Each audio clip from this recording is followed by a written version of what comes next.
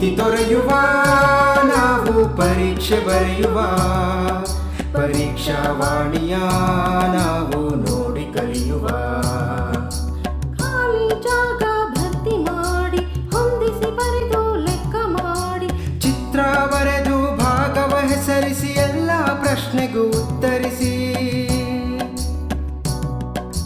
Pass fail ಗೆಲುವು ಸೋಲು ಜೀವನ ಎಲ್ಲಕ್ಕಿಂತ ಮಿಗಿಲು ಅಂಕಗಳೆಂದರೆ ಮೇಲಿನ ತೊಗಟೆ ವಿದ್ಯೆ ಅದರ ಒಳಗಿನ ತಿರುಳು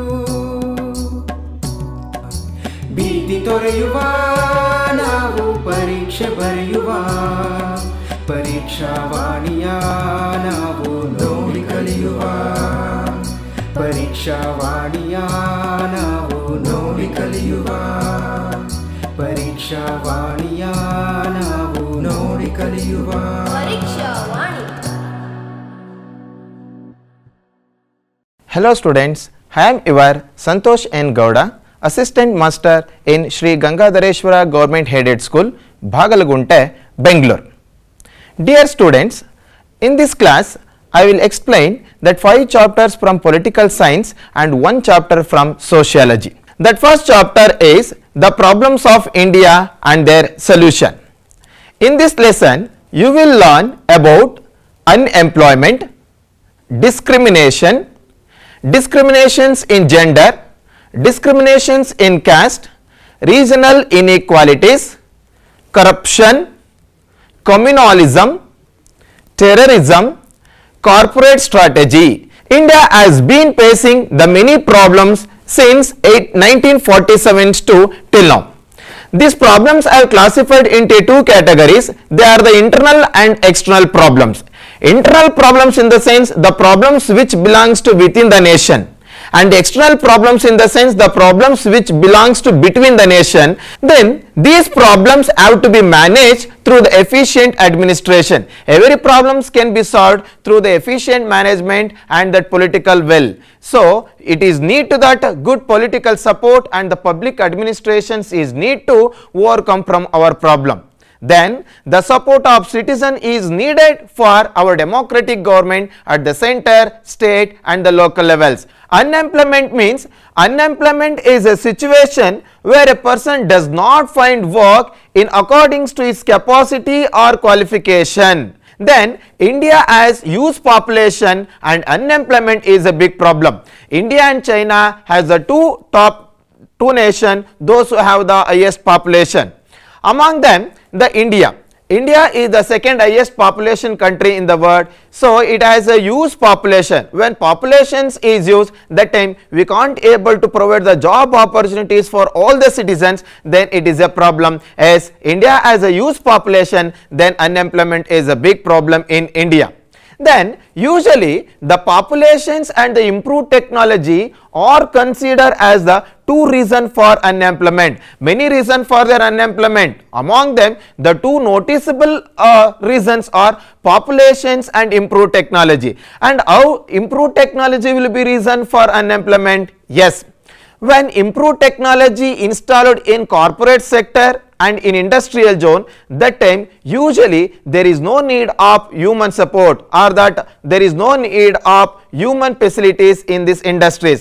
That time instead of to most of the entrepreneurs are utilizing these improved technologies support in their industries, and the usually the peoples are denied from the job opportunities in this place. Hence the improved technology and overpopulations are the main reason for unemployment. Then what are other reasons for the unemployment? Many reasons are there, as I told previous. Among them huge population, then improved technology. Then the third one is shortage of natural resources. Shortage of natural resources, how it will be a reason for unemployment? Yes, as we 130 crore of the population, but availability of the natural resources are less. When it is not manageable for our population, then usually it will become a reason for unemployment. The next one is over dependency of agriculture. this is also noticed as, this is also called as disguised unemployment. Disguised unemployment in the sense where the more peoples are working than the requirement, then it is called as disguised unemployment. The next one is disappearing of cottage industries. Most of the time the people who are not educated, that time the most of the peoples depend on the cottage and the small scale industries. But nowadays, due to that improved technology, the cottage industries have been disappearing. The result is the unemployment in India. The next one is lack of skill based education. Lack of skill based education in the sense most of the Indian peoples have the traditional education. The result is by having the traditional education, by having that common education, we can't survive well in this present world. The next one is corruption. The second problem of India is corruption. Then corruption is the another social evil in the public life of India. Now the corruption has spread to all the strata of the society. Then what is meant by corruption? Corruption means offering bribe and following any other illegal means to achieve some illegal benefits, then it is called as a corruption. It is also called as, this is also can be defined as misuse of public authority for the personal gain, sweeping away all the procedure for a narrow personal gain, then also termed as corruption. All these three definitions clarify you people what is meant by corruption.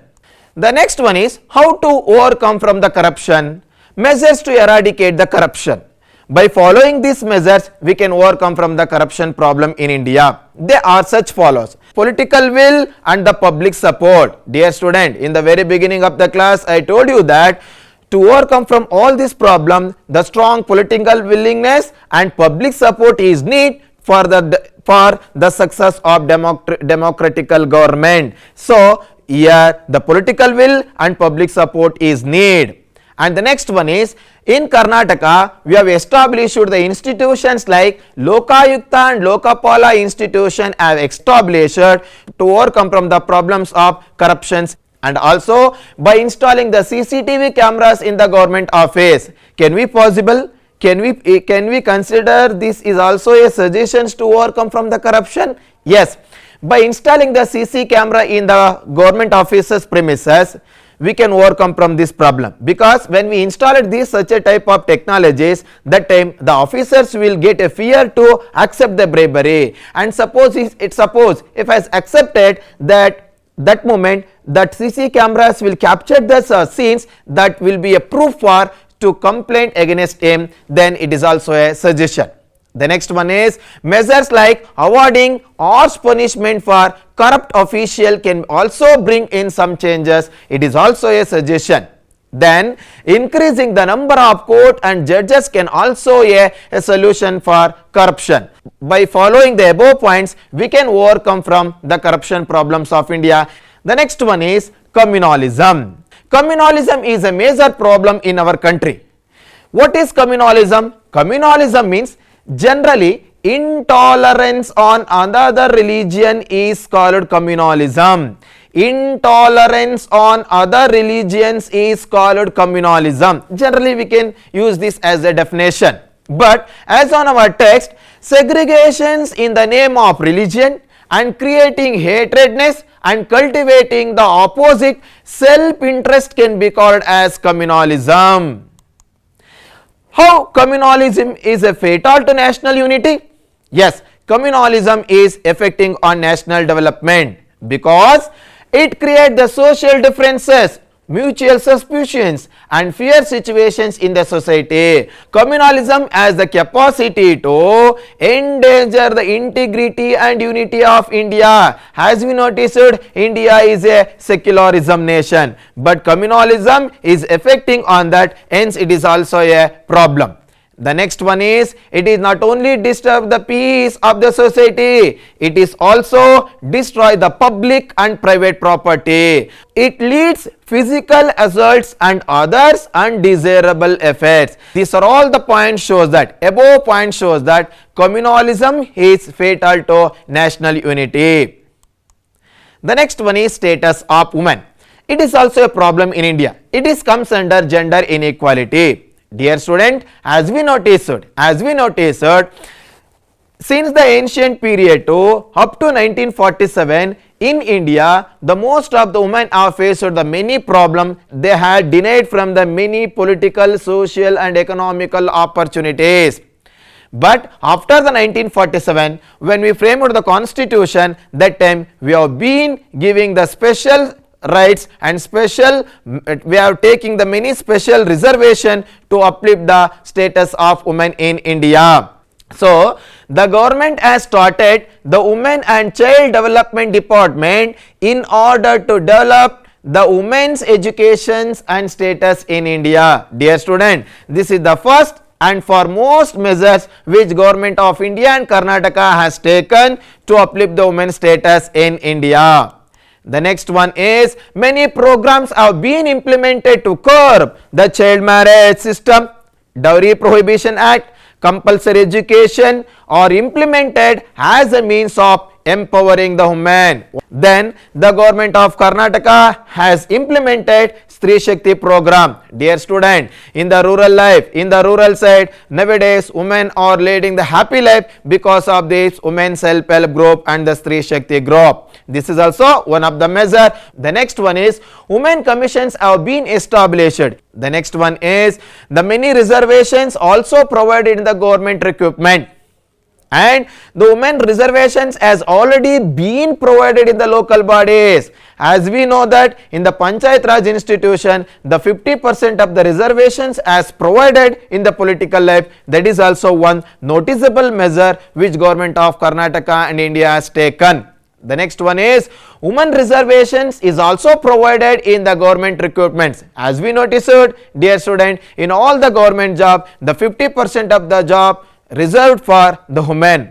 Above the measures show that we have taken the lot of measures to uplift the women's status in India. The result is nowadays the woman is working in political, economical and social life. Especially she has worked as a Prime Minister of India. She has worked as the Chief Minister for many states.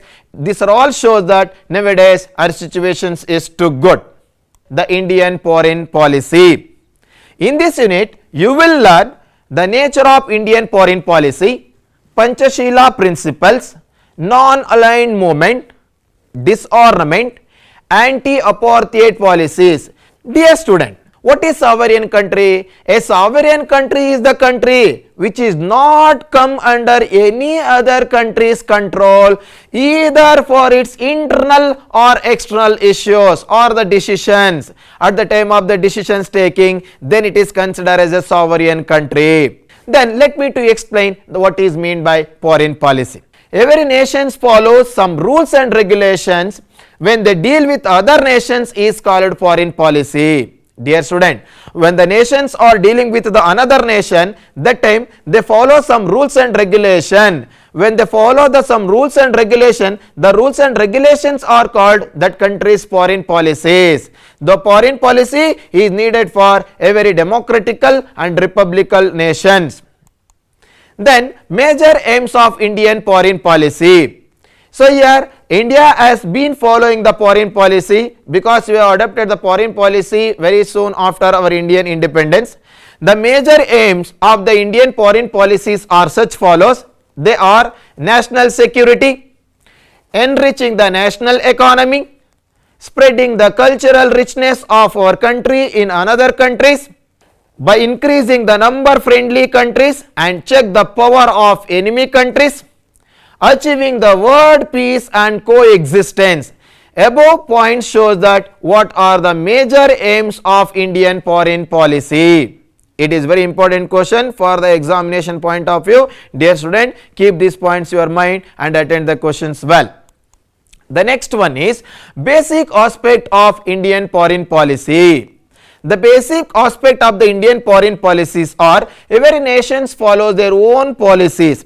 Indian foreign policies are Panchashila principles, non-aligned movement, anti-imperialism, anti-apartheid policy, disarmament.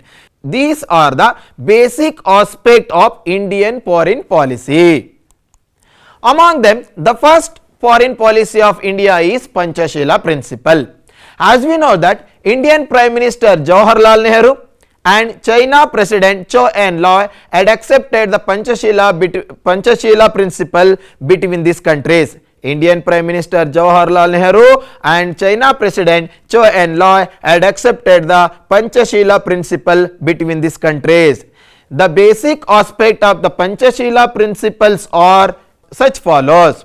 The first one is respecting the each other's sovereignty and regional interest is the first condition between to India and China. The second one is non-invention of the each other countries. India should not to attack on China, China should not attack on India. This is the second condition. The third one is non-interference in the other countries' internal issues. This is the most important condition between these countries. When we are going to take the decisions to solve our internal problem, that country should not to involve. That is the third condition.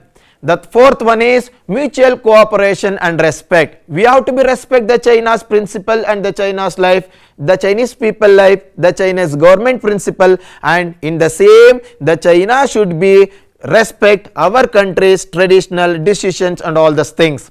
The next one is peaceful coexistence are the main principles of Panchashila principle which has accepted between India and China. The next one is anti-imperialism and anti-apartheid policy. The foreign policy of India opposes imperialism and apartheid policies. Anti-imperialism, India's foreign policies is against to apartheid policy and against to imperialism. Then why India is against imperialism? Because imperialism, first let me explain what is meant by imperialism. Imperialism is an attempt by sovereign country to take over another sovereign country with the intention of ruling for its personal gain, then it is called as a imperialism. India is usually against imperialism because once upon a time India was under the control of the British. Later onwards we overcome from that. Usually it is opposed that policy. The next one is apartheid. Apartheid is an attempt by a race or a people of a particular skin to subjugate another race of the people of different skin color in the name of supremacy. Easily I will say the one more definition for what is meant by apartheid. Apartheid in the sense unfair treat of other race people is called apartheid. Indian foreign policy is against imperialism and against apartheid. Dear student, in this lesson you will learn there are relationship between India and China, relationship between India and Pakistan, relationship between to India and Russia, relationship between to India and USA. These are all the points should be remembered in the examination point of view. Then that first concept is India's relationship with China. The relationship between India and China goes back to Mesopotamia and Sindhu River civilization's time. Then Buddhism originated in India but it has widely accepted in China. It shows that actually Buddhism was originated in India but it has accepted and following by the Chinese people. It shows that how India and China relationship is go backs. The next one is the silk trade between to China and India is discussed in Kautilya's Arthashastra, and a war broke between the India and China in 1962 due to the escalations of the Tibetan crisis. As we know that China's insistence is Arunachal Pradesh belongs to it, and the bilateral relationship between India and China has remained and continued healthily continuous between the India and China. Once again, then with the continued efforts of India and China, BRICS treaties in the year of 2015, group of countries has been established. India and Pakistan relationship. India and Pakistan are not only a neighboring nation, but before the 1947 Pakistan was part of India. But after the political division, the Pakistan and India had emerged into two democratical countries. Recently, we have been facing the many problem. Few points here. But after the Indian Independence Act, the 1947, both countries have become independent and sovereign countries. But between two India and Pakistan, many problems have still remained. Among them, the issues like terrorism, Jammu and Kashmir issues, and water sharing disputes are the main dispute between India and Pakistan. Both countries have fought 3 times for this above reason.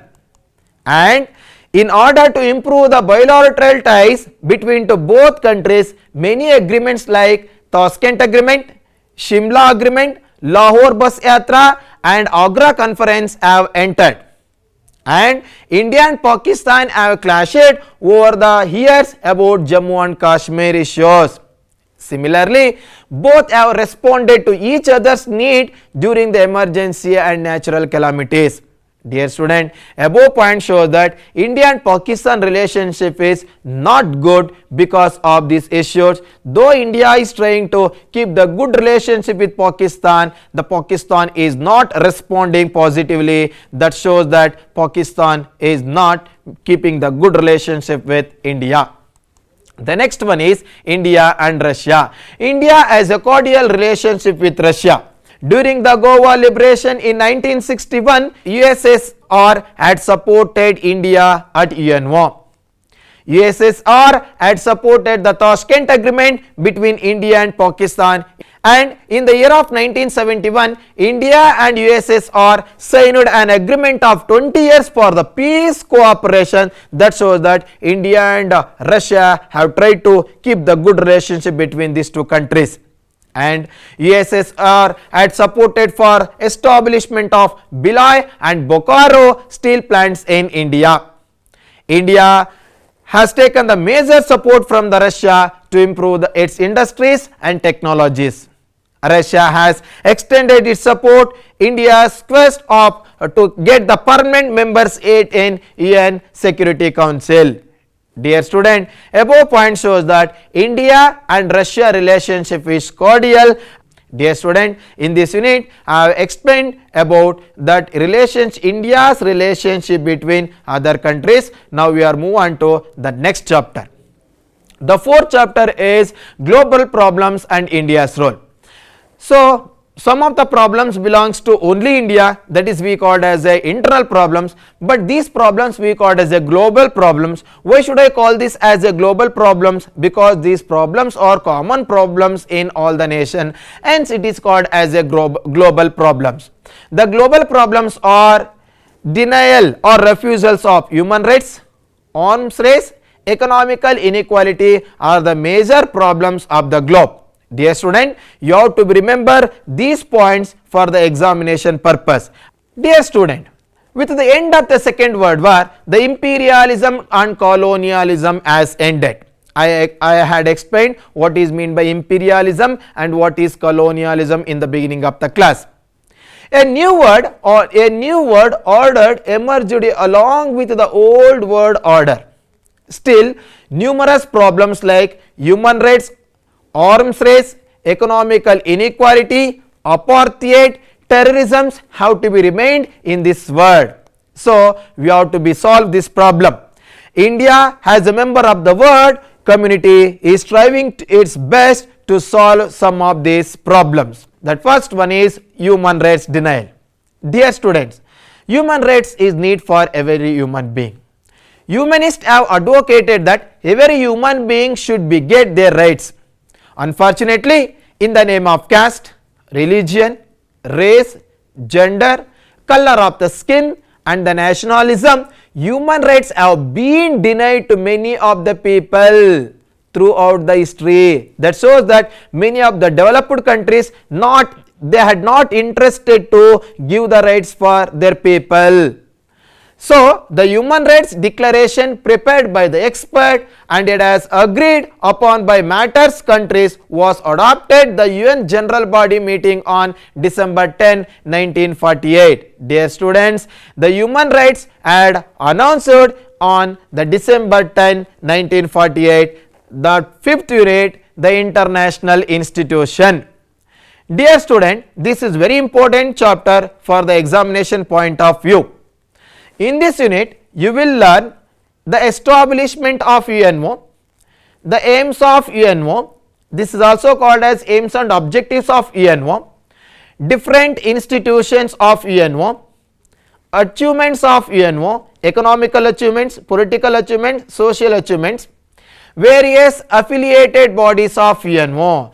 Then, let me to give the introductions about this chapter. As we noticed, after the Second World War, many of the nations have tried to establish the international institution in order to control the Third World War on the globe and to create the permanent peace on this globe. The result was the United Nations organization was established on October 24, 1945. It was established by the global leaders like Winston Churchill of UK, Joseph Stalin of USSR and Franklin Roosevelt were the main people who are responsible to establishment of UNO in the world level. The following are the main aims of the UNO.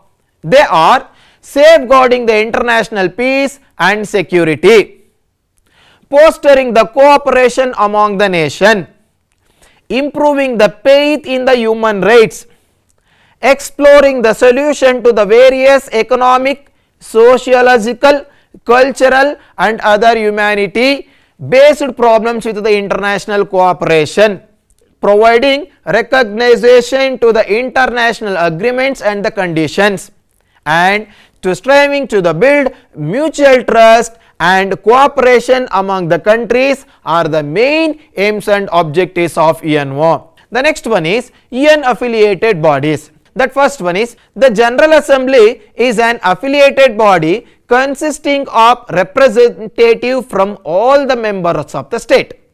Dear student, all the members of the UNO are also a member of General Assembly. Hence it is called as the word parliament.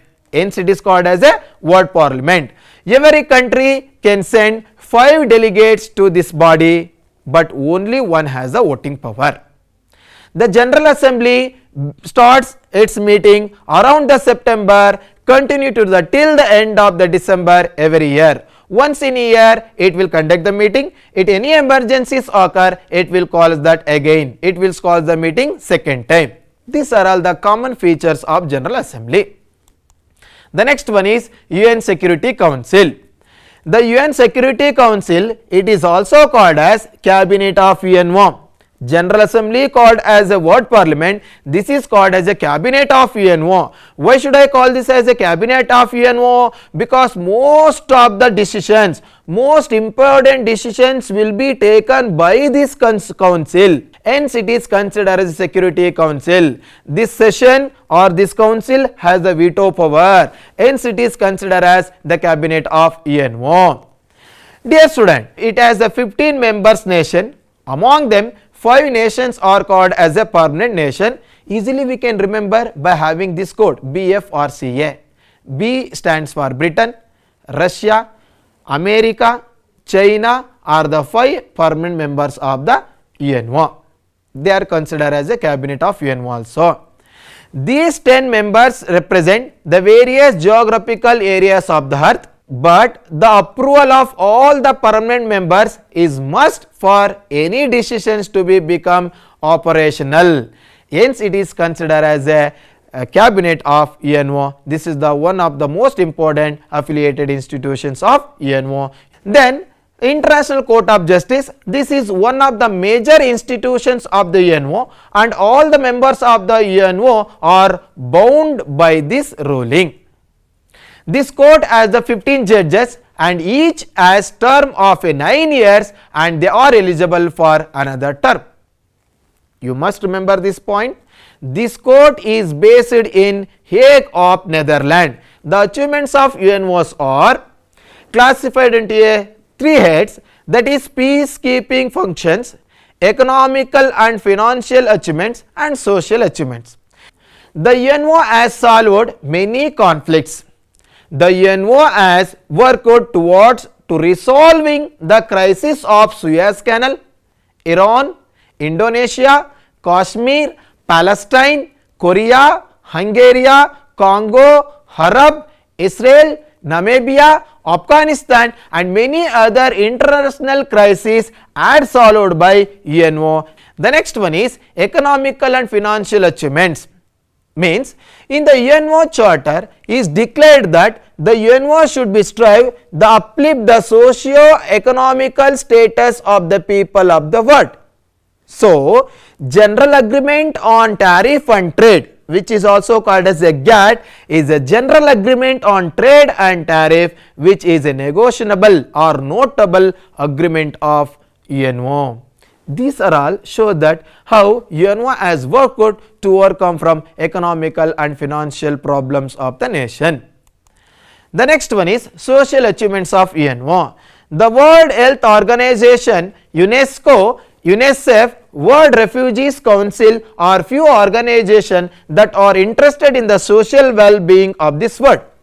The UNO has played the decisive role in the removal of apartheid, colonialism and imperialism. The Universal Declarations of Human Rights in 1948 is considered is an important international achievement of UNO. The next one is Food and Agricultural Organization, which is shortly called as FAO. FAO was born in 1940. FAO was established in 1945 to fight against poverty, malnutrition, hunger all over the world. The aims of the organizations are development of agriculture, providing the nutrition support, and creations of hunger-free communities, reforming the life of the rural peoples are the main objectives of FAO. The next one is SAARC, South Asian Association for Regional Cooperation. It was founded in 1985. At present, 8 nations are its member. They are India, Pakistan, Sri Lanka, Nepal, Bangladesh, Maldives, Bhutan and Afghanistan are the members of SAARC. The next one is European Union. European Union is also one of the concept of this unit. Actually, the 27 of these European countries were formed this group. It was founded in 1992. As per this agreement of Maastricht, among the members of the countries have established this union. It provided for common market, common currency, common agricultural and trade policies are the features of European Union. Dear student, these are all the highlights of that 5th chapters of political science. Until now, I had explained that 5 chapters from the political science. Now, let me to move on that next part of the social science, the sociology. Now, I am going to explain only the first chapter of the sociology in this session. In the next class, I will explain the remaining chapters. Now, we move on to the sociology's concept. That first unit of the sociology is social stratification. In this lesson, you learn what is social inequality, inequality in education, gender, profession, income, opportunities and others. Social stratification. Untouchability. How untouchability is a social problem. A legal step to eradicate untouchability or the main concept comes under this unit. Dear student, first let me to explain about that social inequalities. Then the fact that the people are stratified according to the various qualities like caste, gender, profession, class and race is the proof of social inequalities. These are all the concepts shows that how society has filled with inequalities. Then the social inequalities are, they are inequality in income, inequality in education and professional opportunities, inequality in the health facilities and inequality in the political representation and the participation.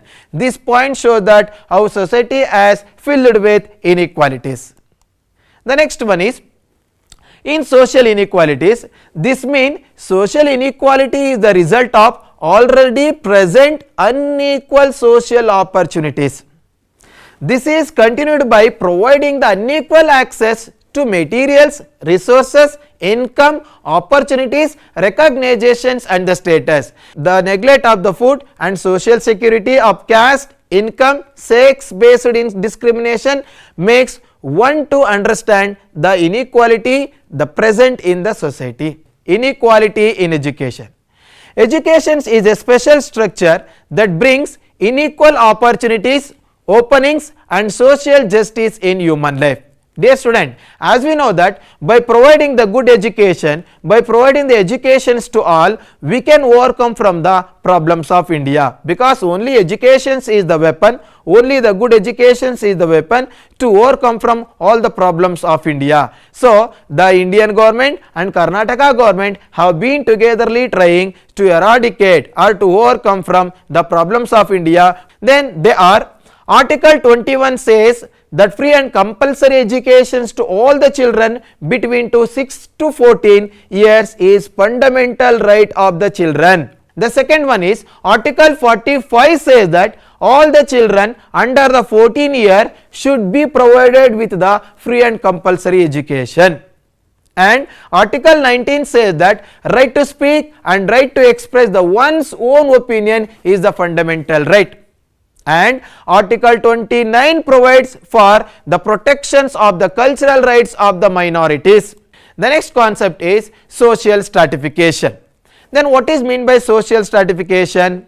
Human society has continued the practice of classifying the people as superior and inferior and upper and lower and assigning on the basis of the role we are classified, then it is considered as social stratification. Then it is also given as an introduction to this concept. Then what is meant by social stratification? Social stratifications in the sense, this is the method of dividing the people into different strata and assigning the different roles and status in the society is called social stratification. Then the features of the social stratifications are, social stratification is social in nature. It means the social stratification is based on the social recognition and importance but not on physical and traits. The next one is social stratification is universal. The third one is social stratification is ancient. The fourth one is social stratification exists in different ways. It means the social stratification exists in different names in the different areas. The above points are the features of social stratification. Then major forms of social stratification. Let us try to know the social stratification from the ancient world to till now, means to the digital world. The stages of the social stratifications are primitive society, slavery, estate system, Varna system, caste system are the different stages of the social stratification. Dear student, let me to move on to the next concept, the problems of untouchability. Means the untouchables had faced the so many problems in the society. Among them we have listed here the few problems which they had faced. Among them, that first one is the lowest positions in the social strata was the main problem of the untouchables. Means the untouchables occupies the lowest positions in the strata of caste based society. The birth was the main reason for these restrictions on their social mobility. The next one is they were kept out of the education. Untouchables were kept out of the education for the many centuries. They were not supposed to be listened to Veda recitation nor recite them also. They were borrowed from all the learnings of the Sanskrit. This shows that they were kept out of the education. The next problems of the untouchabilities is the denial of propertial rights is also one of the problems of untouchables. Next, legal measures to eradicate untouchability in India. As we discussed that untouchables was also a social evil and they were faced with the many problems in India after the 1947, and when we formed the constitution, many of the legal measures were taken in order to eradicate untouchability in India. Then what are the constitutional measures were taken in order to eradicate untouchability in India are such follows. That first one is Article 17. The Article 17 of the Indian Constitution prohibits of untouchability, means in through the Article 17 the untouchability has been abolished from India. The second measure is the Government of India has implemented Untouchability Crime Act in the year of 1955. This was the second legal measures which taken in order to eradicate untouchability in India. The next one is the Civil Rights Protection Act was enacted in the year of 1976 with the necessary changes to the Act of the 1955 was the third measures which taken in order to curb untouchability in India.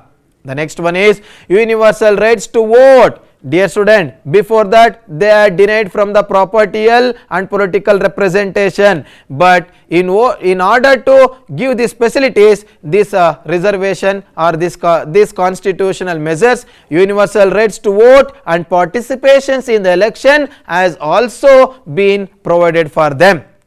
And moreover, reservation has been given in the field of education and employment. This is also one of the measures. The Act of 1989 has given some specific responsibility for the governments in the eradications of untouchability. Dear student, these are all the major constitutional measures which were taken in order to eradicate untouchability in India.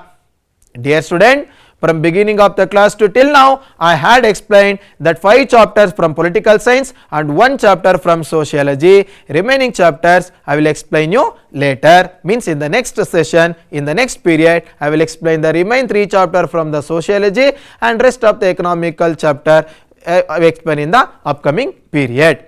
Dear student, in this session, I have explained that 5 chapters from political science and 1 chapter from sociology. By remembering all these points in your mind, attend the examinations well and attend the questions with the confidence, because confidence make a wonder.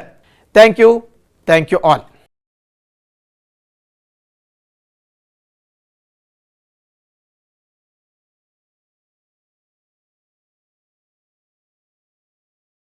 सभी को नमस्कार। विद्या धन उदम बिना कहु जो पावे कौन, विद्या धन उदम बिना कहु जो पावे कौन, बिना डुलाए ना मिले जो पंखे की पोन। तो देखिए, निरंतर परिश्रम करने से धन और विद्या मिल सकता है। अगर हम में परिश्रम ना हो तो कोई नहीं मिलेगा। हिंदी वल्लरी तृतीय भाषा हिंदी 10वीं कक्षा पुनर्मनन कार्यक्रम के लिए आप लोगों को स्वागत करता हूं। मेरा नाम संजय कुमार गणपति राठौड़, सरकारी हाई स्कूल बाचनहट्टी, मागड़ी तहसील, रामनगर जिला से आया हूं। अब आप 1 से 9 तक पाठों का अध्ययन पुनर्मनन किया गया है। अब मैं 10, 11वां और 12वां इन पाठों को इस कार्यशाला में, इस पुनर्मनन कार्यशाला में मैं आप लोगों के साथ बांटना चाहता हूं। तो देखिए, पहला पाठ है दुनिया में पहला मकान, उसके बाद समय की पहचान, एक कविता, उसके बाद रोबोट कहानी। तो देखिए, हम सबसे पहले डॉक्टर विजया गुप्ता द्वारा लिखी गई दुनिया में पहला मकान, इस लेख के बारे में अध्ययन करेंगे, पुनर्मनन करेंगे। उससे पहले मैं डॉक्टर विजया गुप्ता जी का परिचय बताता हूं। लेखिका का परिचय, इनका जन्म 21 दिसंबर सन 1946 को हुआ था। इनकी उपाधि लाइब्रेरी साइंस में स्नातकोत्तर तथा पीएचडी की उपाधि इन्होंने पाई है। इनका कार्यक्षेत्र कुरुक्षेत्र विश्वविद्यालय में हिंदी प्राध्यापक के रूप में काम करने के बाद गांधी नेशनल म्यूजियम तथा दिल्ली विश्वविद्यालय में लाइब्रेरियन का काम किया है। इनकी कुछ कृतियां हैं: हमारे बहादुर बच्चे, सूचना और प्रसारण मंत्रालय, दोस्ती किताबों से, बाल कहानी संग्रह, दुनिया में पहला मकान, टेलीफोन की मरम्मत, पीस की जिम्मेदारी, बुद्धिमान न्यायाधीश आदि। तो इस पाठ का आशय क्या है? अनादिकाल से मानव पशु पक्षियों से, इस परिसर से, इस वातावरण से कुछ ना कुछ सीखता हुआ आया है। चींटियों से गिरकर उठने का साहस सीखा है। मुर्गी ने उसे सुबह जल्दी उठाने की सीख दी है। साथ ही साथ पशु पक्षियों की ध्वनियों का अनुकरण कर एवं भाषा को समृद्ध बनाया है। दूसरों की सहायता से मानव नवीन नवीन आविष्कारों या नवीन नवीन वस्तुओं का बनाना भी सीखा है। प्राणियों से मानव को बहुत सीख मिलती है। तो देखिए, इस दुनिया में पहला मकान, इस लेख में आने वाले कुछ पात्रों के नाम हमें जानकारी होनी चाहिए, क्योंकि जब आप एक अंक के प्रश्न या अनुरूपता हो, कुछ लिखने में आपको बहुत मदद मिल सकती है।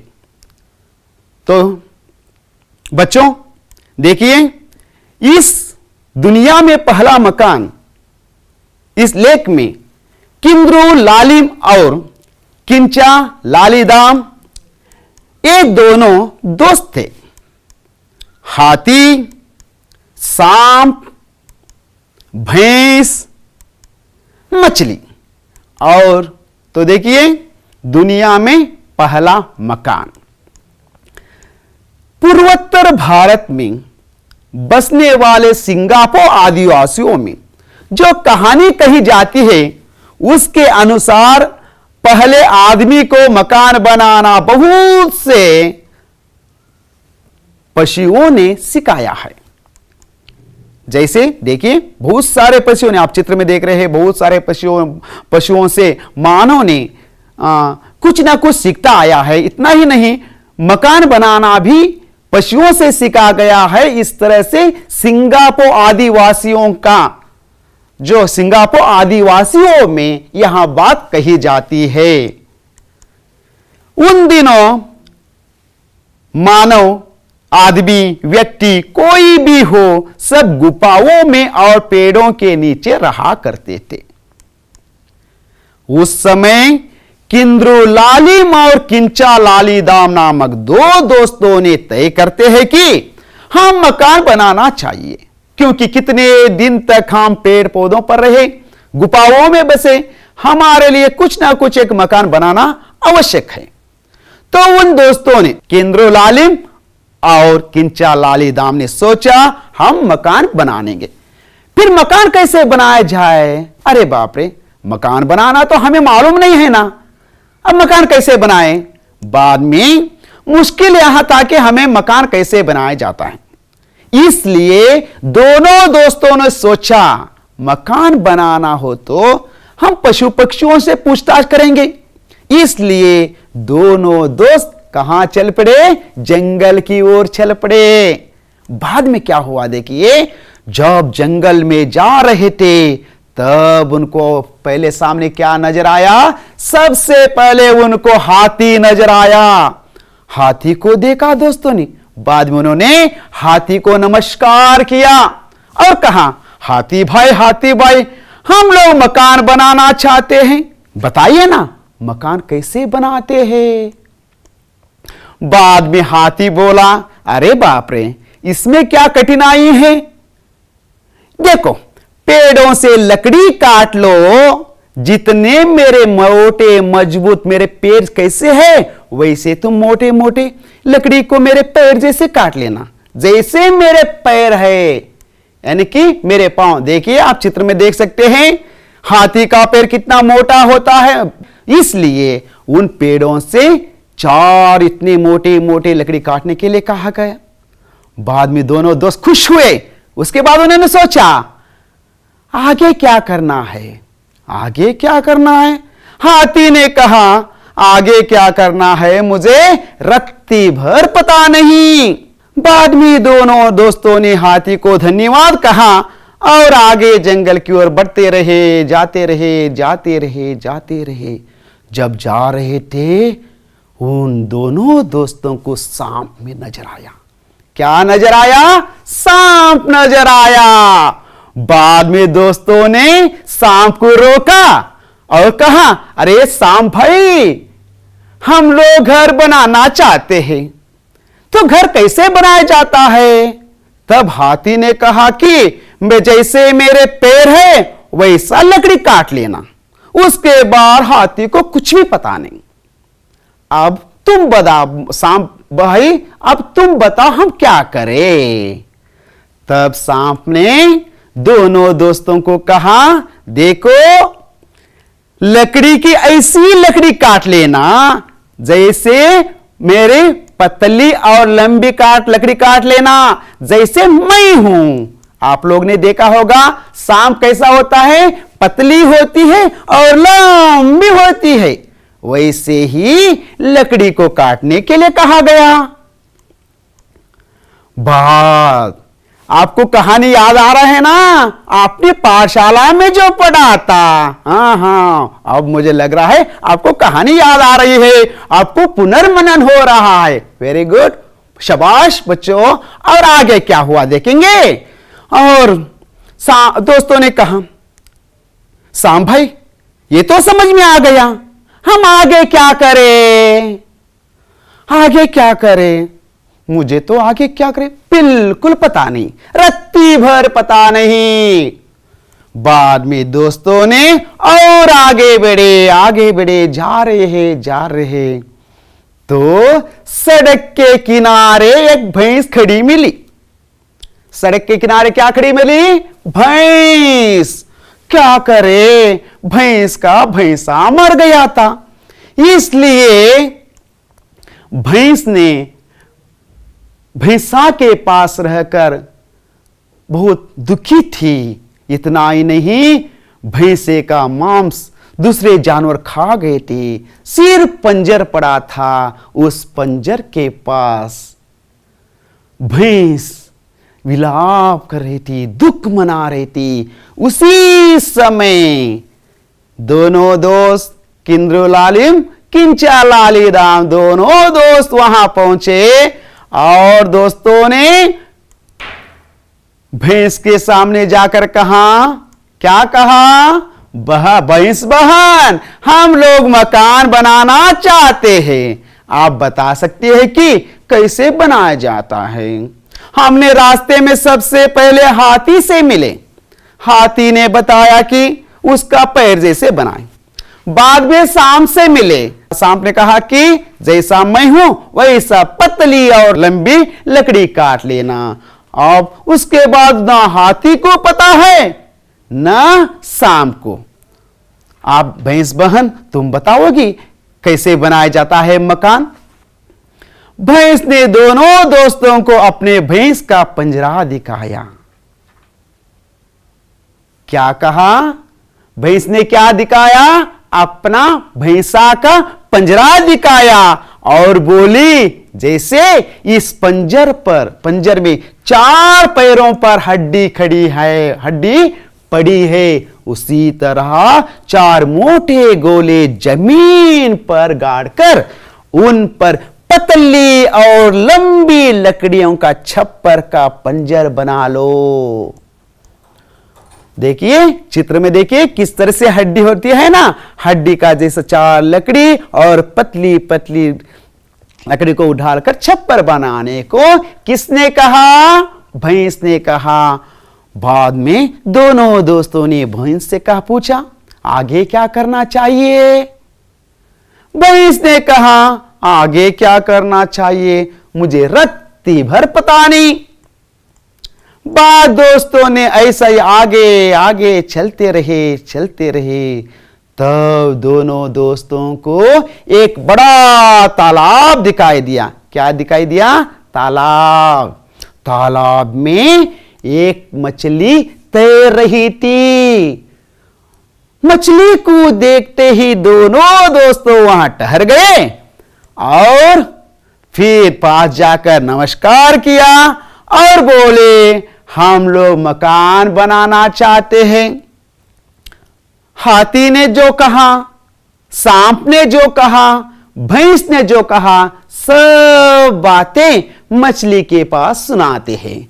मछली ने जरा कहा, आप जरा मेरी पीठ की पट्टियां ध्यान से देख लो। फिर पेड़ों से बहुत सी पत्तियां तोड़ लो। इन पत्तियों को छप्पर पर उसी तरह जमा दो जैसी मेरे पीठ पर है। बच्चों, आप लोग मछली का पीठ देखा है ना? हाँ, वैसे ही जैसे मछली का पीठ है वैसे ही दोस्तों को मछली ने सुझाव दिया, तुम पेड़ों की पत्तियां तोड़ लो और किस तरह मेरी पीठ की पट्टियां है उसी तरह जमा दो। देखिए चित्र पर देखिए आप किस तरह से मछली का पीठ है इस तरह जमाने के लिए कौन कहा, किसे कहा? दोनों दोस्तों को मछली ने सुझाव दिया। बाद में मकान बनाने का पूरा तरीका उन्हें मालूम हो गया। अब और कुछ जानने की जरूरत नहीं थी, क्योंकि दोनों दोस्त जंगल से लौटकर आए और एक जगह मकान बना लिया। यह मकान दुनिया के पहला मकान है, आदमी के हाथों बना मकान था। देखिए दुनिया में पहला मकान कैसे है, चित्र है देखिए अब किस तरह से हाथी, सांप, भैंस, मछली, इन सब पशुओं से जो मकान बनाने का तरीका सीखकर उन्होंने दुनिया में पहला मकान बनाया। दोस्तों, अब मुझे समझ में आ गया इस पुनर्मनन कार्यक्रम द्वारा आप लोगों ने इस दुनिया में पहला मकान, इस लेख को अवश्य समझ में आया होगा। तो देखिए मैं छोटे छोटे प्रश्नों को आपके सामने पूछता हूं, आप ध्यान से सुनिए, आप मनन कीजिए जो अपनी पाठशालाओं में आप लोगों ने पढ़ाई की थी, पढ़ी थी। तो बच्चों, सिंगापुर आदिवासी कहां रहते थे? हाँ बताओ। हाँ शाबाश, सिंगापुर आदिवासी पूर्वोत्तर भारत में रहते थे। बहुत बढ़िया कहा आपने। सबसे पहले आदमी को मकान बनाना किसने सिखाया? याद करो। हाँ, मालूम हुआ सबसे पहले आदमी को मकान बनाना बहुत से पशुओं ने सिखाया था। बहुत बढ़िया, बहुत बढ़िया। दोस्तों की मुलाकात सबसे पहले किससे हुई? याद करो, जब दोस्त जा रहे थे तो मुलाकात किससे हुई? हाथी से। शाबाश, बहुत बढ़िया बताया आप लोगों ने। दोस्तों की मुलाकात सबसे पहले हाथी से हुई। सब जानवरों की बातें सुनकर दोस्तों ने क्या किया? एक मकान बनाया। बहुत खूब। 2-3 वाक्यों का उत्तर इस तरह से आ सकते हैं, थोड़े याद रखिए। देखिए, हाथी ने क्या कहा, सांप ने क्या सुझाव दिया, मछली ने क्या कहा। आप लोग इनके बाद देखिए, भैंस के पंजर से दोस्तों को क्या जानकारी मिली, आप बता सकते हैं?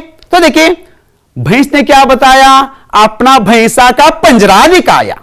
पंजरा दिखाने के बाद उस दोस्तों को समझ में आ गया कि किस तरह से मकान बनाया जाता है। देखिए, भैंस ने दिखाया पंजरे में वो हाथी का पैर, सांप का जो पतली लकड़ी किस तरह से जमा करना चाहिए, वो सब पता चलता है। छप्पर बनाने का तरीका मालूम होता है। आप लोग इसे गौर से थोड़ा देख लीजिए।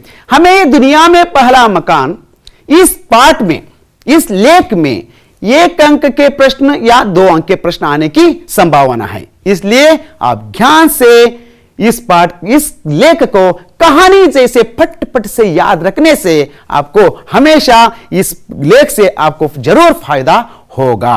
उसके बाद ऐसे भी प्रश्न हो सकते हैं, मछली ने दोस्तों के प्रश्न का क्या जवाब दिया? झट से उत्तर दीजिए। हाँ दोस्तों को मछली ने क्या जवाब दिया? वही, जैसी मेरी पीठ है वैसे ही पेड़ के पत्तों को तोड़ लेना और छप्पर पर जमा देना। कहानी, कहानियां, मछली, मछलियां, गुफा, गुफाएं, लकड़ी, लकड़ियां, इस तरह से अन्य वचन भी हो सकते हैं।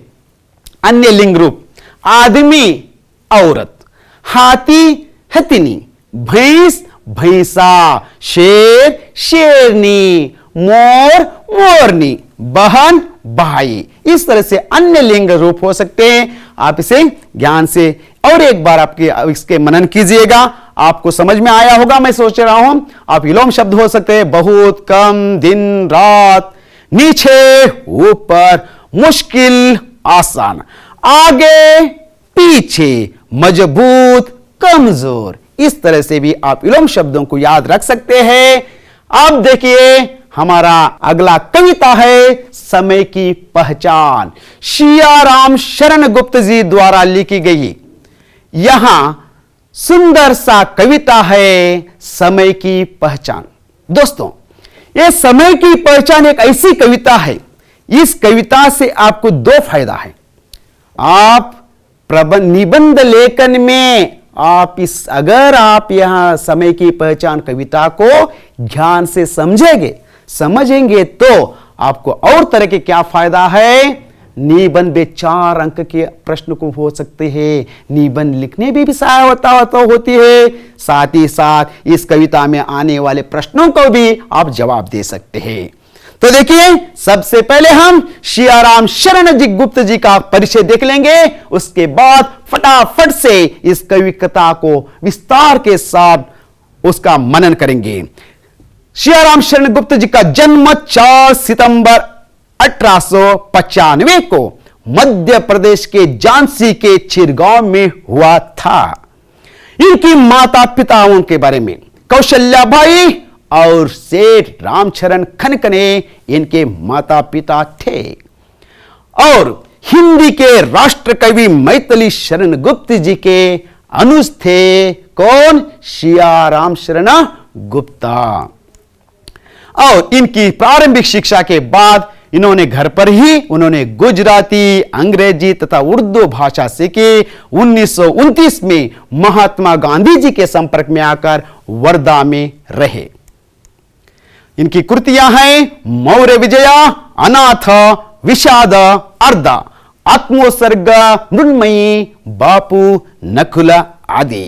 इनको पुरस्कार मिला है नागरी प्रचारणी सभा वाराणसी द्वारा सुधाकर पदक से सम्मानित किया गया है। इनकी निधन 29 मार्च 1963 में हुआ था। तो देखिए, इस समय की पहचान, इस कविता का आशय क्या है। समय अधिक महत्वपूर्ण तथा उपयोगी होता है।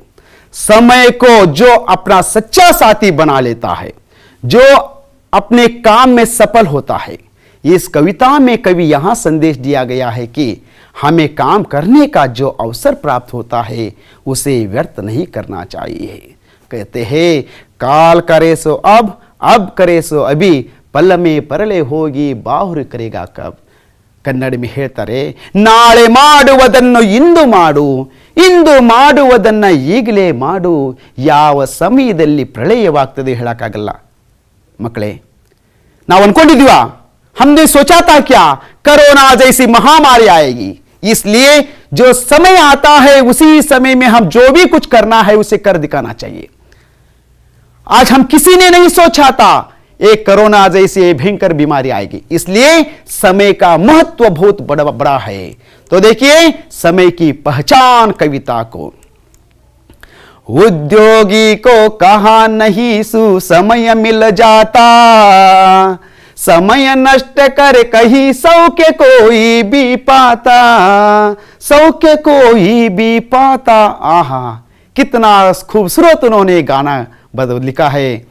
कवि का कहना है कि समय का महत्व को बताते हुए कवि कहते हैं, जिसे काम करने की इच्छा होती है या कार्य करने की इच्छा होती है, कभी भी समय का या शुभ घड़ी का इंतजार करता रहता है, क्योंकि समय को व्यर्थ करके आज तक कोई भी सुख नहीं पा सका है। समय नष्ट करने वाले कभी सौख्य से नहीं रह सकता है दोस्तों। इसलिए आप देखिए, हर एक को इंसान को कोई ना कोई काम होता है। अब मुझे देखिए, बच्चों को पढ़ाना का काम मेरा है, आपका काम क्या है? आपकी पढ़ाई करना आपकी काम है। इसलिए जो हमें समय मिलता है उस समय के अनुसार हम काम करना चाहिए। मतलब काम करने के लिए कोई समय शुभ या अशुभ नहीं होता है। जो जब काम करना चाहते हैं उसके लिए हर घड़ी शुभ ही शुभ ही शुभ ही है।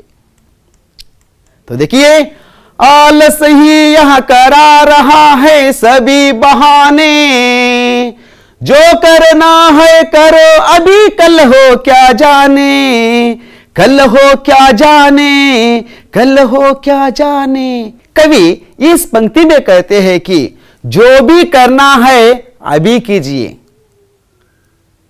अगर कल क्या हो पाए किसे पता। इसलिए आलस्य को छोड़ना चाहिए, क्योंकि ये बहाने बनाने का कारण किससे आता है? आलस्य ही आएगा। जो काम करना है उसे अभी करो, क्योंकि कोई नहीं जानता अगला क्षण क्या हो सकता है, होने वाला है। समय कभी निश्चित नहीं होता है। पा सकते फिर नहीं कभी तुम इसको खो के, चाहो तुम क्यों नहीं चक्रवर्ती भी हो के। देखिए, समय अमीरों को ये, गरीबों को ये ऐसा नहीं देता है। कभी कहते हैं कि एक बार यदि हमने समय को खो दिया तो दोबारा उस समय को हम पा नहीं सकते, चाहो तुम राजा महाराजा ही क्यों ना हो।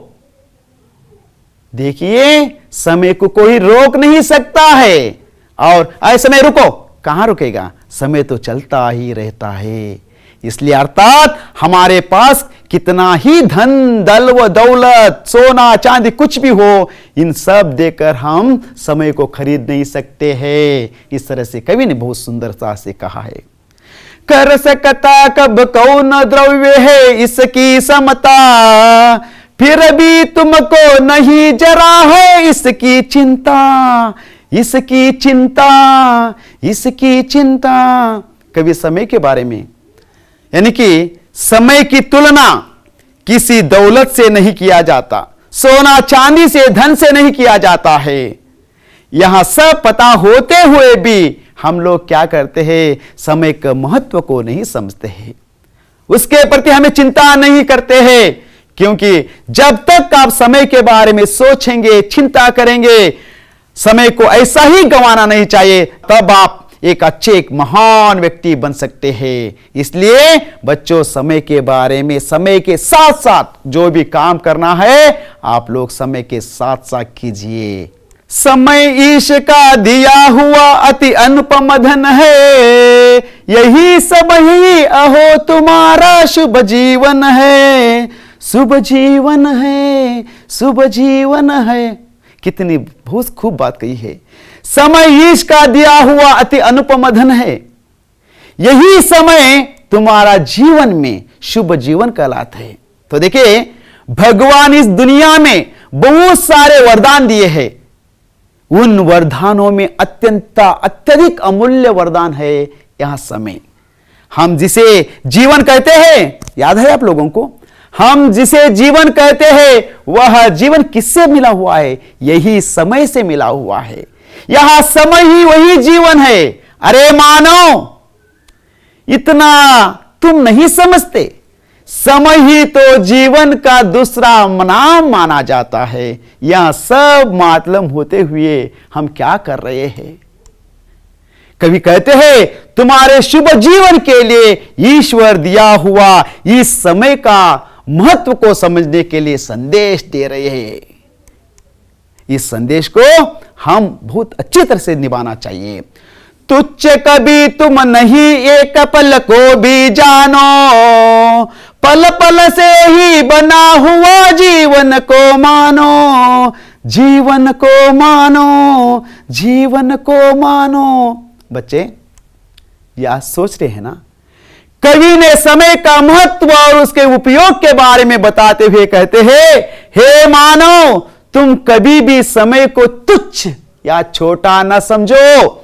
इतना ही नहीं, बेकार ना समझो, ये क्षण को भी बेकार ना समझो, क्योंकि ये के क्षण क्षण पल पल मिलकर ही तो जीवन बना है। कवि इस पंक्ति में पल पल के महत्व को समझाने की कोशिश की है। तो देखिए, करना है जो काम उसी में चित्त लगा दो, आत्मा पर विश्वास करो, संदेह भगा दो, संदेह भगा दो, संदेह भगा दो। कवि इस पंक्ति में कहते हैं, जो भी काम करो आप उस कार्य के लिए मन लगाकर कीजिए।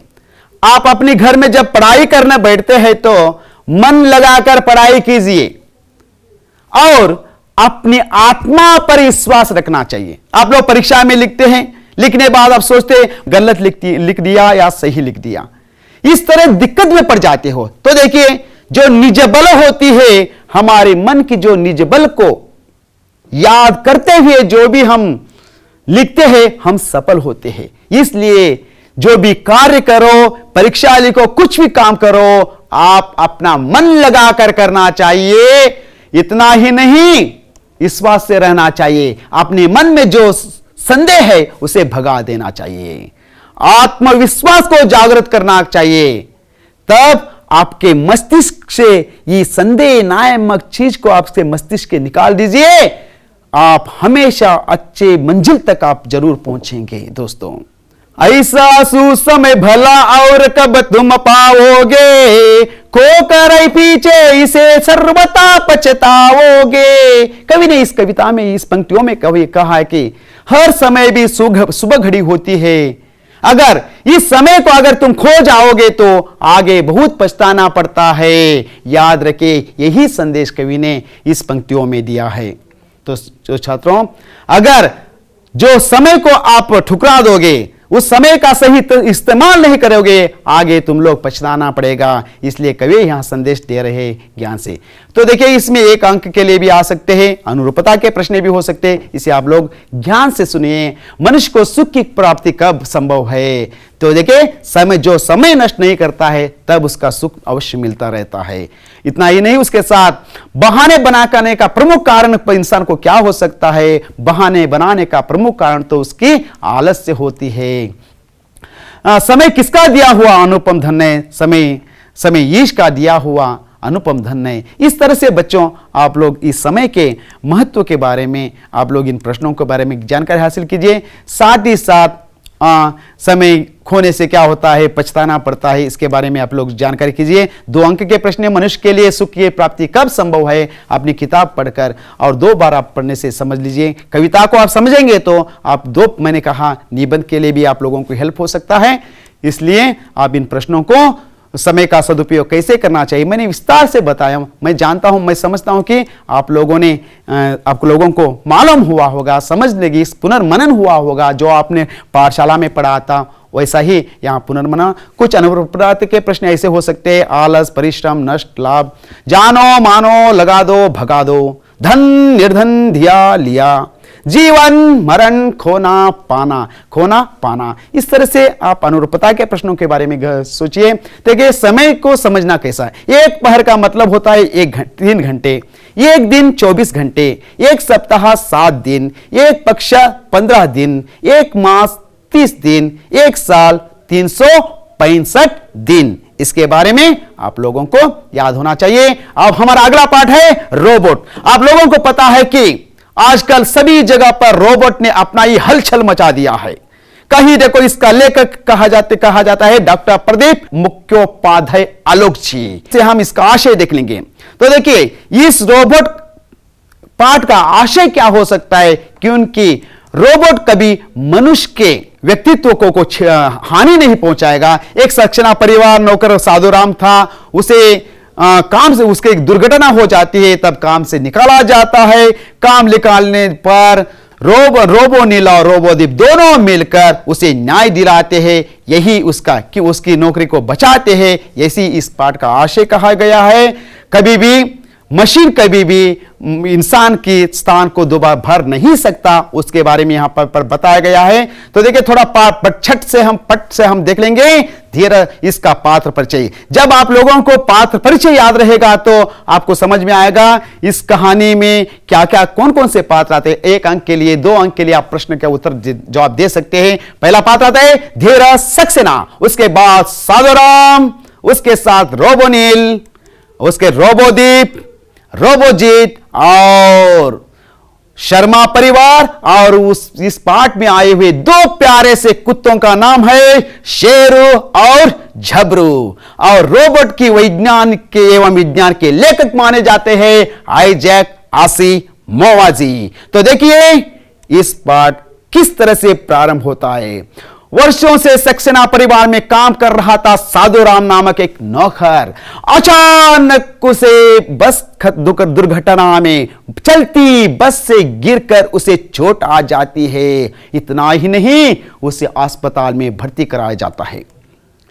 सक्सेना परिवार बड़ा था, बेटे बेटियां नाती पोतों से घर में हमेशा रौनक चहल पहल बनी रहती थी। ऐसा था सक्सेना परिवार का घर। तो देखिए यही घायल होके गिर गया है। देखिए धीरज सक्सेना वही है और साधुराम को आप इस चित्र में देख रहे हैं। तो उसके बाद साधुराम को अस्पताल जाने से धीरज सक्सेना के घर में बहुत तकलीफें बढ़ जाती है। धीरज सक्सेना ने परिवार वालों की दुख को नहीं देखा गया। उसके बाद उस परिवार के मुखिया के नाते उन्होंने सीधे रोबोटॉनिक कॉर्पोरेशन जाते हैं।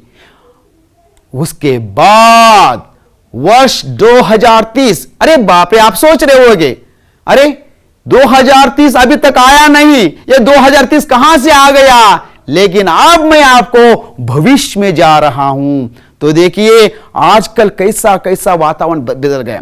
पहले हम चिट्ठी लिखते थे, उसके बाद टेलीफोन था, अब आ गया है मोबाइल, टैब। जैसा जैसा विज्ञान किस तरह से बढ़ती जाती है उस तरह से कहना है कि 2030 में नवंबर का महीना था। अब मैं आपको कहां ले जा रहा हूं, भविष्य में ले जा रहा हूं। सब दफ्तर अभी खुला ही था। एक रोबोट वैक्यूम क्लीनर से दफ्तर को स्पर्श को साफ कर रहा था। कंप्यूटर कृत्रिम बुद्धि यानी आर्टिफिशियल इंटेलिजेंस का समावेश रोबोट में भरने का जो सफल हो गए थे। सभी जगह रोबोट काम कर रहे थे। तब धीरज सक्सेना सीधे से रोबोटॉनिक कॉर्पोरेशन में पहुंचे और वहां जाकर उन्होंने कहा, इतना ही नहीं पहुंचे तब धीरज सक्सेना को रोबोट ही स्वागत करता है। स्वागत करने के बाद वहीं पर एक रोबोट था। उस रोबोट ने कहा, जी श्रीमान, मैं आपके लिए क्या कर सकता हूं। तब धीरज सक्सेना बोले, मुझे घरेलू कामकाज के लिए एक बुद्धिमान रोबोट की जरूरत है। क्या कहा?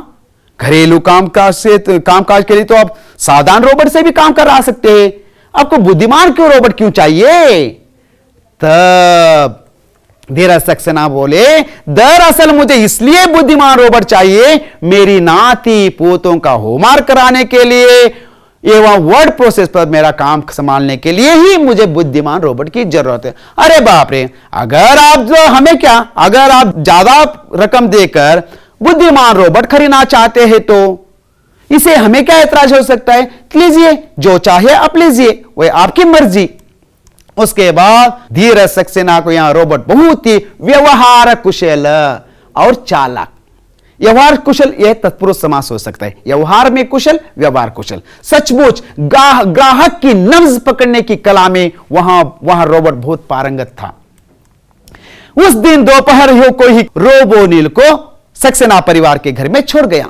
वही जो धीरज सक्सेना जो ऑर्डर दिया था उसी रोबोट का नाम क्या है, रोबोनिल। जिस रोबोट का ऑर्डर उन्होंने किया था उसी का नाम रोबोनिल था। रोबोनिल के घर में आ जाने से सब राहत की सांस ली। सुबह नाश्ता कराने, मेहमानों के स्वागत कराने में घर के द्वार खोलने में, छोटे नन्हे मुच्चे बच्चों को कहानी सुनाने, बच्चों को होमवर्क कराने, सभी काम कौन करता था? रोबोनिल ही कराता था। इतना ही नहीं, उनके घर में जो कुत्ता था शेरो, उसे घुमाने का काम भी यही करता था। एक बार ऐसे ही शेरू को घुमाने के लिए रोबोनिल गया था। वहां रोबोद्वीप नामक, यानी कि रोबोद्वीप कौन था? शर्मा परिवार का रोबोट था। वो आए, एक बार रोबोनिल और रोबोद्वीप का मुलाकात हो जाता है। मुलाकात के बाद दोनों दोस्ती हो गई। यहां शेरू और झबरू भी आपस में हिल मिल गए। उसके बाद रोबोनिल की तरह रोबोद्वीप भी एक बुद्धिमान रोबोट था। बातों बातों में एक दिन रोबोद्वीप ने रोबोनिल को बताया, जानते हो रोबोनिल, तुम्हारे आने से पहले सक्सेना परिवार में कौन काम करता था? रोबोनिल को इसके बारे में पता नहीं था। बोला, नहीं तो मैं इसके कोई जानकारी नहीं है, पर तुम्हें किसने बताया? बाद में रोबोद्वीप ने कहा, तुम्हारा शर्मा परिवार को तुम्हारे सक्सेना परिवार से बात करते हुए मैंने सुना था। दुर्घटना, साधुराम दुर्घटना में अस्पताल में हैं, उसे कुछ मुआवजा देके उसे भेज दिया जाए। इस तरह उन दोनों में बातें हो रही थी। सो ठीक है, खास वहां दोबारा आ जाएगा, दोबारा जुड़ जाएगा। नहीं रोबोनिल, यही तुम गलत हो। तुम्हारे परिवार के मुखिया धीरज सक्सेना की शर्मा साहब से मुलाकात हुई थी। उन्होंने बताया कि वहां भी साधुराम को छुट्टी करने वाले। क्यों? क्योंकि तुम बहुत भाग गए हो। भाग गया हूं? मगर रोबोद्वीप, यहां तो रोबोटिक के नियम के विरुद्ध है। कोई रोबोट किसी इंसान को कैसे नुकसान पहुंचा सकता है? यहां तो साधुराम के पेट पर लात मारे जैसा होता है। यह बहुत अन्याय हो सकता है। हम कुछ ना कुछ करना चाहिए। यह वैज्ञानिक आइजैक आसिमोव के रोबोटिक विज्ञान के नियम खिलाफ हो सकता है। मानवीय नजरे से भी यहां गलत है कि हमारे कारण किसी इंसान की नौकरी को खतरा पहुंचे। दोनों के बीच कुछ गुप्त मंत्रण हुई। उसके बाद रोबोनिल और रोबोद्वीप दोनों सीधे से रोबोटोनिक कॉर्पोरेशन पहुंचे। वहां जाकर सीधे रोबोजित से जाकर मिलते हैं। रोबोजित से के जाकर सब तरह के बात समझाकर बताते, देखिए तुम ऐसा ना कीजिए, किसी हमारे वजह से किसी इंसान को नुकसान पहुंचे, यह बहुत गलत है, समझिए सोचिए। लेकिन रोबोजित बोला, मगर मैं क्या करूं? मैं तो अनुबंध की शर्तों से बंधा हूं। व्यापार में अगर मैं नियम को देखूंगा लगू तो क्या कर लिया मैंने धंधा? मैं तुम लोगों की कोई मदद नहीं कर सकता। देखिए रोबोनिल और रोबोद्वीप सोचते हैं, अरे रोबोजित को सिर्फ अपनी धंधा के बारे में चिंता हो रही है, मानवीय की नजरे के बारे में सोचता नहीं। इस तरह से रोबो ठस से मस्त न हुआ। उसे आसिमोव के नियमों के बढ़कर अपनी धंधे की चिंता थी। निराश होकर रोबोद्वीप रोबोनिल वापस लौट आते हैं। कुछ दिन और गुजर गए। सक्सेना परिवार रोबोनिल को पाकर खुशी फूला नहीं समा रहे थे। इतने में ही रोबोनिल बहुत चिंतित था। रोबोनिल सोचता था, इंसान अपने स्वार्थ और लालच के तहत नियम और कानून को अंगूठा दिखा दिला जाता है। रोबोटों में भी अब वही कमी पैदा होने लगी है। क्या करे? उसी रात रोबोनिल सोचता धीरज सक्सेना ने एक विज्ञान की कथा को टाइप करने गए थे। उस विज्ञान कथा का ऐसा था कि एक घर में नौकर को बहुत जानलेवा बीमारी थी, तब उसे काम से निकाल दिया जाता है। काम से निकाल जाने के बाद और उस यहां कैसा भी उस रोबोट को रख, उसकी जगह पर रोबोट को रखा जाता है। एक ऐसा भी उस रोबोट को पता चलता है, उसने रोबोट संघ में जाता है और वहां हड़ताल मच जाती है। तब हड़ताल की घोषणा की जाती है। अतः समझौता इस बात पर होता है कि नौकर को वापस फिर काम में रख लिया जाता है। यहां बात सुनते ही रोबोनिल को उसकी टाइप करते कहानी में अपनी खोपड़ी में, पंत वाली खोपड़ी में एकाएक मानो नीली रोशनी जा गई हो। जैसा होते हैं, अगर अंधे को आंख आ जाए तो कैसा हो सकते हैं, वैसा ही हो गया। उसके बाद अगले रोज ही रोबोदीप वहां संघ के कार्यालय जा पहुंचे। वहां उन्होंने कहा ऐसा हमारे वजह से एक इंसान को नुकसान पहुंचे, इसलिए आप कुछ ना कुछ करना ही चाहिए। आपातकालीन बैठक बुलाई गई। उस बैठक में सभी तरह के बातचीत होने लगी। बाद में हड़ताल की घोषणा की गई। सारे रोबोटिक कंपनियों ने मालिकों के बीच आह्वान का हलचल मच गया। तब उन्होंने रोबोजित पर सक्सेना परिवार के साथ अनुबंध को तुरंत रद्द कर देना पड़ा। बाद में रोबोजित को अकेला पड़ गया। मजबूर उसे धीरज सक्सेना के साथ अपने अनुबंध को तुरंत रद्द करके रोबोनिल को वापस बुलाने की बात माननी पड़ी। अंत में धीरज सक्सेना को जब यहां सब पता चला तो उनके हाथों के तोते उड़ गए। अरे बाप रे, क्या करे, क्या करने गया था, क्या हो गया, ऐसा हालत हो गया उसे। सच था कि उन्होंने साधुराम को नौकरी से निकाल देना चाहते थे, लेकिन उन्होंने रोबोटिक संघ के जाकर उन्होंने कहा देखिए मेरी गलती हो गई, अब जब तक साधुराम अच्छे नहीं होगे तब तक रोबोनिल को हमारे पास ही रहने दीजिए। इस तरह से कहते हैं साधुराम की ठीक होते ही वहां दोबारा काम पर रख लेंगे। यहां बात मानने में कोई आपत्ति नहीं थी, इसलिए उन्होंने इस बात को मान ली। शाम को रोबोनिल और रोबोदीप दोनों मिले। मिलने पर मुझे दोनों रोबोदीप बोला मुझे खुशी है कि हमारे कारण किसी इंसान का नुकसान नहीं झेलना होगा। दोनों आकर में आपस में मिले। इस तरह से इस कहानी कथा को आप लोगों ने विस्तार से सुना। इस कहानी को देखते ही हमें पता चलता है कि रोबोट कभी इंसान का स्थान नहीं छीन सकता। यही हम इस कहानी के द्वारा सीखते हैं। तो देखिए हम अब थे 2020 में थे, हम कहां चले गए, 2030 में चले गए थे। क्योंकि इसमें कुछ आने वाले प्रश्न, ये 2 अंक के प्रश्न हो सकते हैं या 3 अंक के प्रश्न आ सकते हैं। आप इसे सक्सेना परिवार के नौकर का नाम क्या था, पहले मैंने आपको बता दिया हूं। नौकर का नाम क्या था, साधुराम था, और उसकी मुलाकात रोबोदीप से हुई। और उस कुत्ते का नाम, 2 कुत्ते थे, शेरू झेबरू। तो देखिए यहां पर दिखाई दे रहा है आपको झबरू। और रोबोनिल और रोबोदीप किससे मिले और रोबोजित से मिले। लेखक का नाम क्या था, वैज्ञानिक लेखक का नाम आइजैक असिमोव था। तो देखिए इस तरह से आप लोग 1 अंक के प्रश्न के उत्तर देख सकते हैं। 2-3 अंक के भी अगर आपको प्रश्न पूछा जाए तो आप लोग रोबोनिल ने रोबोजित को क्या समझाने की कोशिश की, वही समझाने की कोशिश की आप लोगों को बताएं। वही क्या, देखिए ये रोबोटिक नियम के विरुद्ध है, आप कुछ ना कुछ कीजिए, साधुराम को नौकरी से ना निकालिए, इस तरह से कहा गया। उसके बारे में आप लोग और एक बार आपको मनन कीजिएगा। इतना ही नहीं, देखिए इंसान के नुकसान का कारण बन सके, साथ ही साथ मानवीय नजरे से भी, ये सब आप लोग इस कहानी को अगर आप लोग याद रखेंगे तो आप प्रश्न का उत्तर लिखने में कोई आपको दिक्कत नहीं हो सकती है। धीरज सक्सेना को घरेलू कामकाज के लिए रोबोट क्यों निर्णय लिया, उनका नाती पोतों का घर था और साधुराम अस्पताल में पहुंच गया था। इस कहानी को, इस सार को आप याद रखिए, उस याद के द्वारा आप लिखते जाइए।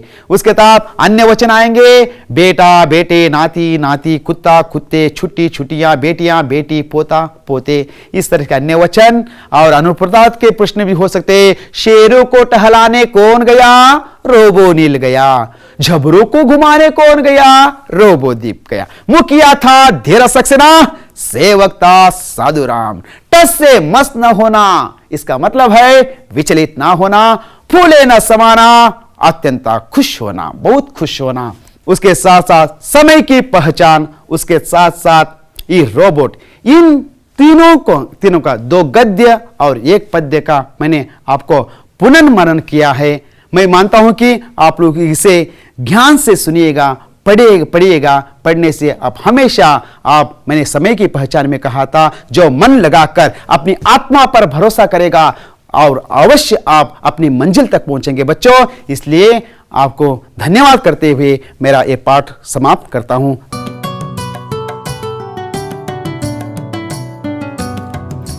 ಭೀತಿ ತೊರೆಯುವ ನಾವು ಪರೀಕ್ಷೆ ಬರೆಯುವ, ಪರೀಕ್ಷಾವಾಣಿಯ ನಾವು ನೋಡಿ ಕಲಿಯುವ. ಖಾಲಿ ಜಾಗ ಭರ್ತಿ ಮಾಡಿ ಹೊಂದಿಸಿ ಬರೆದು ಲೆಕ್ಕ ಮಾಡಿ, ಚಿತ್ರ ಬರೆದು ಭಾಗವ ಹೆಸರಿಸಿ ಎಲ್ಲ ಪ್ರಶ್ನೆಗೂ ಉತ್ತರಿಸಿ. ಪಾಸು ಫೇಲು ಗೆಲುವು ಸೋಲು ಪಾಠಗಳೆಂದರೆ ಮೇಲಿನ ತೊಗಟೆ, ವಿದ್ಯೆ ಅದರ ಒಳಗಿನ ತಿರುಳು. ಭೀತಿ ತೊರೆಯುವ ನಾವು ಪರೀಕ್ಷೆ ಬರೆಯುವ, ಪರೀಕ್ಷಾವಾಣಿಯ ನಾವು ನೋಡಿ ಕಲಿಯುವ, ಪರೀಕ್ಷಾವಾಣಿಯ ನಾವು ನೋಡಿ ಕಲಿಯುವ, ಪರೀಕ್ಷಾವಾಣಿಯ ನಾವು ನೋಡಿ ಕಲಿಯುವ.